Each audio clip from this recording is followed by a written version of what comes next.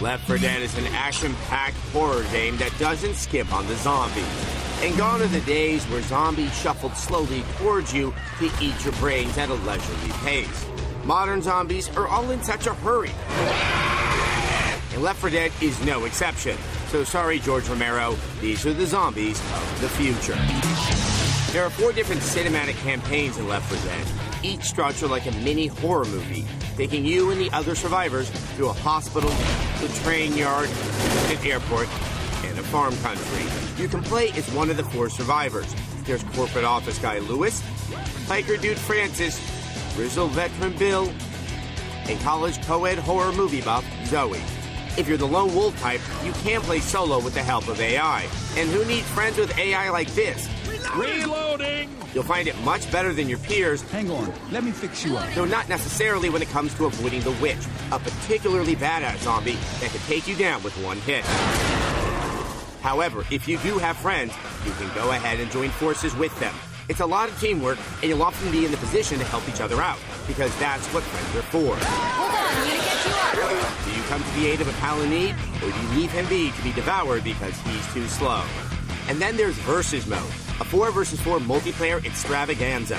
Each squad plays through the campaign, alternating between survivors and special zombies. Zombies earn points for damage done, and survivors for, well, surviving. With 4 playable zombie classes, you can pretty much die happy after this. The graphics from the Source engine aren't quite up to an Unreal standard, but you will not be disappointed. For one thing, you'll be way too busy blasting zombies out of your way to think about much.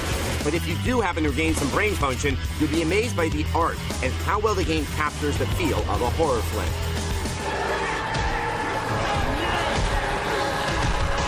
And for a game that's pretty light on character development, you'll be blown away at how well written it is. Last thing I heard, there's some kind of military outpost not far from here. Are these characters actually reading your mind? Help, please. We gotta go. Most likely. Thanks. It's a total crowd pleaser. Horror fans, zombie haters, and zombie lovers can get all on board with Left 4 Dead. Left 4 Dead gets a 5 out of 5.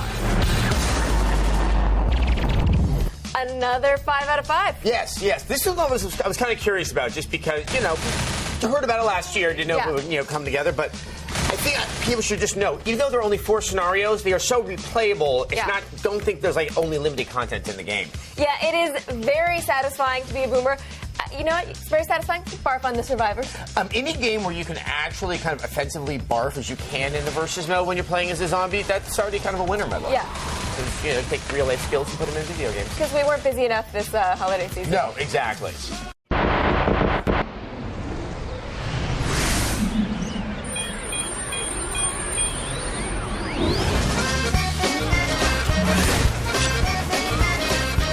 After months and months of hype, hubbub, and boycott threatening hooliganism, Left 4 Dead 2 has arrived.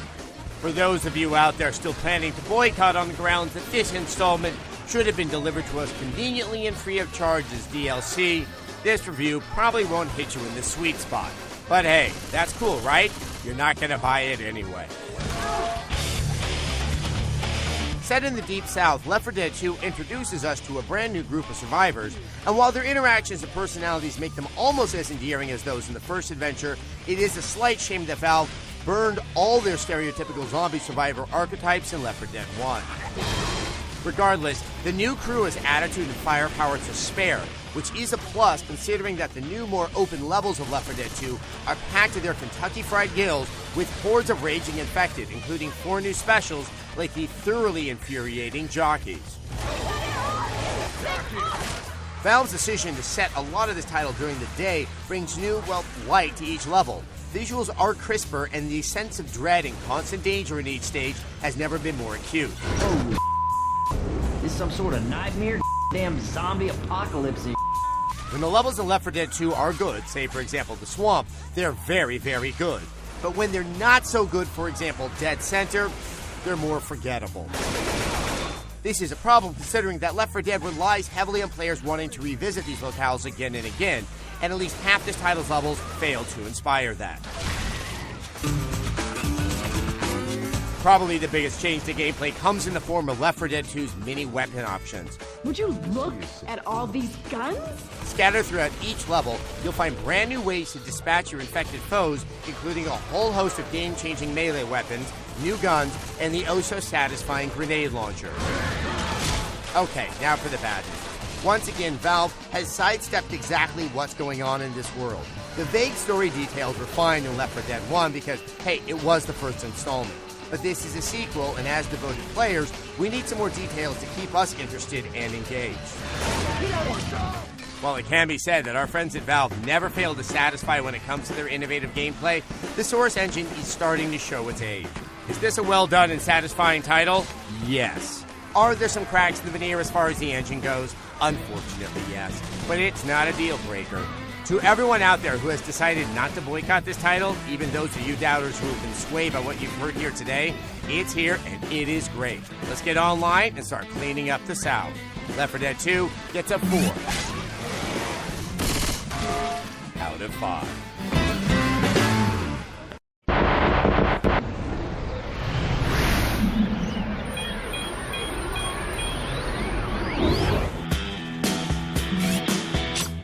Left 4 Dead 2 is ready to infect your nights all over again with the release of its new DLC, The Passing. The Passing bridges some gaps in the Left 4 Dead universe, as well as hinting at a deadly encounter that could end one survivor's journey permanently. But more on that later. This DLC spans the time between the Dead Center and Dark Carnival campaigns. Along the way, Coach, Rochelle, Ellis, and Nick run into some familiar faces. Go to hell, suit.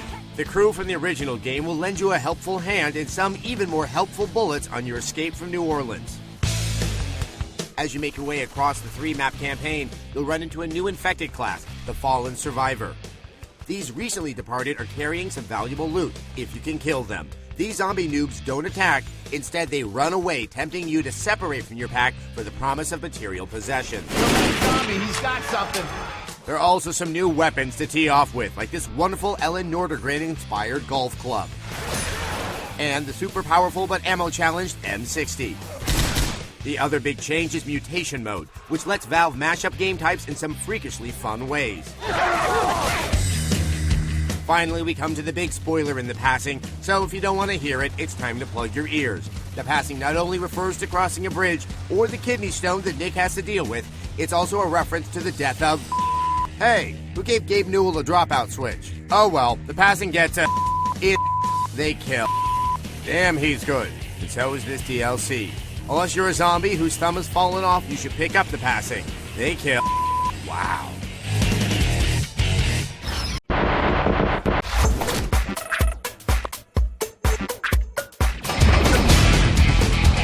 Sometimes we can't make it on our own. Sometimes we need to take a stand. Sometimes we need to make a sacrifice. And now that's possible with the latest downloadable content for Left 4 Dead, The Sacrifice. The cast of the first Left 4 Dead reunite to solve the mystery of the previous DLC, The Passing. It's good to have the old band back together. However, somebody will die at the end. Somebody will make the sacrifice. Heads up! This is a tough DLC. It is not easy. The new levels are zombie-rific. There are plenty of zombies here. That's really all you want from a Left 4 Dead DLC, isn't it? Having to deal with a stampede of zombies coming down a mountain, well, it makes me proud to be alive. Nice job. Let's start these generators. Some generators will need to be powered up to get on a bridge. We did it! Get to the bridge! Everyone to the bridge! Where's that confounded bridge? There it is. And this bridge should seem familiar to fans of this franchise. That's all we'll say on that. A big word of advice, playing The Sacrifice with the first game will be more difficult to get through. The AI are less helpful than Lindsay Lohan's parents. We advise playing with Left 4 Dead 2. The AI were improved and work much better with this DLC. The Sacrifice is playable in Versus and Survival modes, so fans will get everything they want from this one. It's a good time, a difficult, challenging time, but we can't stress enough to play with Left 4 Dead 2. So for this, for killing zombies, for protecting your friends, XPlay proudly recommends The Sacrifice. Stupid, lousy zombies. You unlocked a cheat. Bonus stage. We're all very busy people. I mean, there are bills to pay and zombies to kill. So sometimes you need to take a shortcut or two. Well, it just so happens we're going to show you how to cut some corners in Left 4 Dead. In Chapter 1 of the No Mercy campaign, you can skip going through the first apartment building. Just look over the edge of the building behind your starting point and jump down to the air conditioning unit on the side of the opposite building. Drop onto the dumpster and go ahead down the alley to the final section of the level. In Chapter 2 of the Dead Air campaign, you can skip the crane lowering crescendo moment. First, use the cement pipe to get up on the fence near the crane. Hop over to the other section of the fence, then get a running start and leap across to the pipes on the side of the building you're trying to get to. Now, hop up onto the fuse box and from there onto the roof. No crane required. Cross over the boards to the next roof, then turn around and leap from the roof into the tree. This one's gonna hurt, so heal up, then drop to the street. This will also hurt, but you'll be a stone's throw from the safe room at the end of the level. In Chapter 3 of the Dead Air campaign, you can skip the crescendo moment at the wooden barrier. Just hop onto the railing of the stairs near the barrier. Get a running start and leap off the rail to the left, landing on the ledge above the doors. Continue running forward, then jump over the barricade, and you skip the battle with the Horde. And remember, if you're playing with human players, everyone needs to take these shortcuts or some people will end up stranded or waiting in the safe room. But if you have computer allies, they will eventually end up where you are without clearing the crane or barricade sections. So there you go. You just got the gift of time. Use it wisely.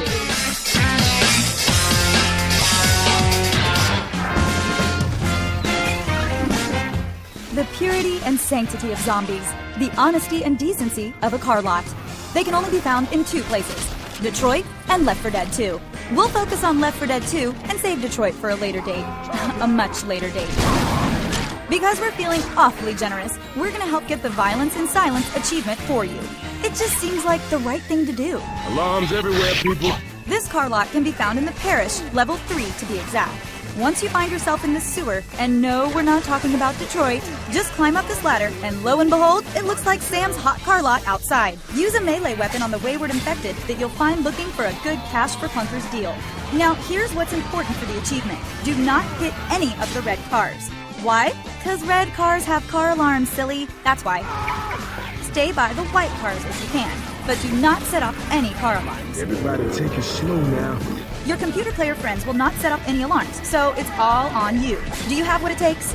Do you have what it takes to behead a zombie? Or 2 zombies? Or 3 zombies? Or 4 zombies? Some more advice. Do try and avoid having a boomer vomit on you. I don't think this boomer is a Cylon. That was a Battlestar Galactica reference that would have killed 2 years ago. Now it's just sad. The vomit attracts all the worst elements out there. Kind of like what Andy Dick went through in the late 90s. Ah, the 90s times. Once you can make it past the car lot without setting off the alarm, the Violence in Silence achievement will be yours once you hit the safe house. You alright, y'all? Huh? We made it. Oh, and just for a lark, while in the safe house, why not take out your frustrations on your teammates? It's always better to work alone anyway. Till next time, Cheetah Maniacs. Oh, sweet Jesus. Say, cheaters, are zombies making you weary? Do they make you feel small? If zombie tears are on your Xbox, X-Play is here to dry them all. We're gonna help you get the Bridge Over Troubled Slaughter achievement in Left 4 Dead 2. All your dreams are on their way. First off, to really get things going, let's gun down our pals. It's every man for himself. Things will move quicker that way. Friends just can't be found. In order to get the achievement, cross the bridge in 3 minutes or less. The time starts right when the bridge is activated. And here we go. You heard the man. Let's get across the damn bridge. Now, this isn't Graceland, Memphis, Tennessee. This is serious business. Stay alert. Pay no attention to the sounds of silence.